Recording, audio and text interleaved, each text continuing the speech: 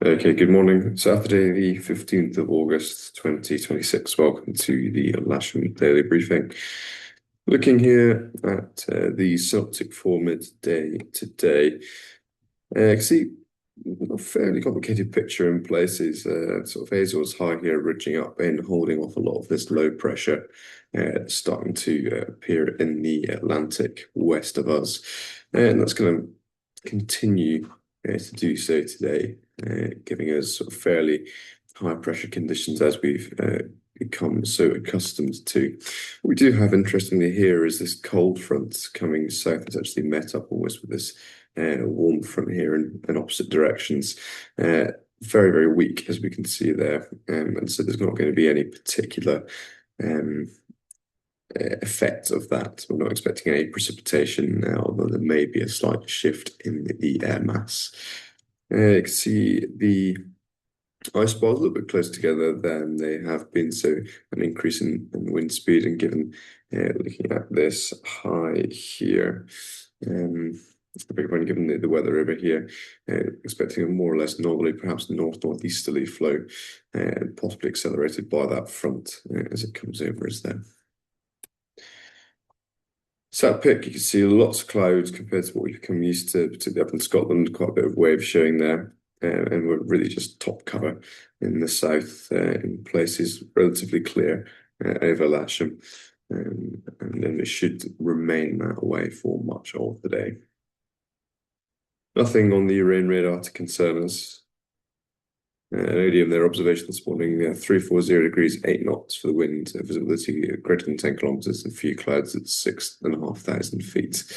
And there's a pressure of 1017. Farnborough's got TAF out this morning showing 360 degrees, 8 knots, with greater than 10 kilometer visibility, few clouds at 3,000 feet. Winds aloft, Met Office here showing to the south of us, northeasterly about 10 knots. And to the north of us, northwesterly, also around 10 knots. So I think we can expect somewhere in that region. It's windy here, showing almost direct northerly flow across the airfield. Relatively brisk, around 10 knots, but reducing as we get a little bit of cumulus starting to form, showing perhaps a little bit of a northeasterly bias, but we'll review that as the day goes on. Reducing in strength into the evening, the peak there being about 10, gusting 20. Still fairly high UV warning, albeit slightly less than we have been seeing. It doesn't mean it's not high, however, so do take care when out in the sun. Interestingly, here we do have a reducing humidity as the day goes on, but stabilizing around about 40%, which is higher than has been seen earlier this week.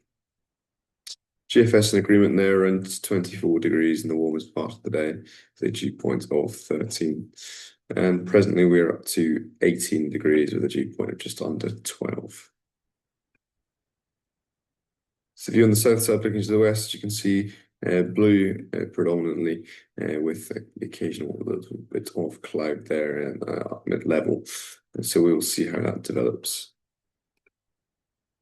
Sky sights, a potential flight distance on the left-hand side there, once again showing a good soaring, good soarable area there, deteriorating out to the east for once. And the cross-section on the right-hand side here showing a fairly slow start, not really getting above 3,000 feet until 1 o'clock or thereabouts. But as it gets good, a bit of cumulus starting to appear potentially up towards 6,000 feet as we move towards the evening.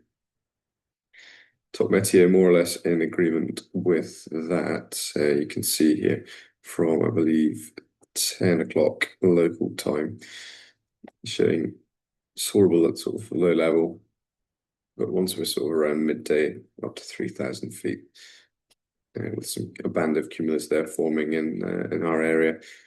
And remaining with us, starting to possibly even overdevelop slightly, and then this patch of cloud here starting to shut things down a little bit earlier. So it'll be interesting to see which of those is the most accurate. Okay, on here we've got the no times, nothing of great significance here. It'd be interesting here, just down at number 10, there is a restricted area from about 2 o'clock until 4 o'clock, or 3 until 5, I think, actually, down by Bournemouth, but I don't anticipate that causing anybody any concern. Okay, we'll move to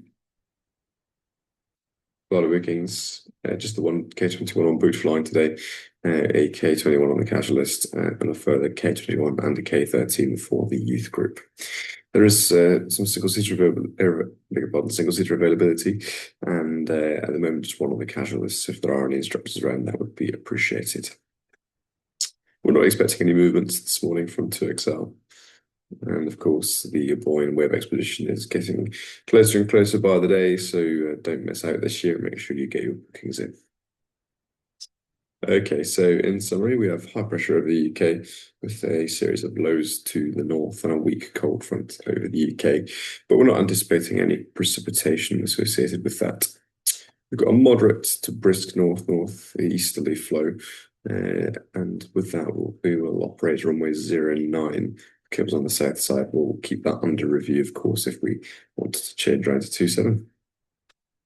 As always, the landlord taxi across the disused runway is shown in red, and there's our airfield setup, winching on the south side, air-retaining north centre line. If there is a requirement for a grid, it can go in the usual place there in the top corner. Self-launchers, please, parking behind the launch point towards the 09 threshold and call up when ready for taxi. That's all from me this morning. We'll see you out there shortly, and have a good day. Thank you.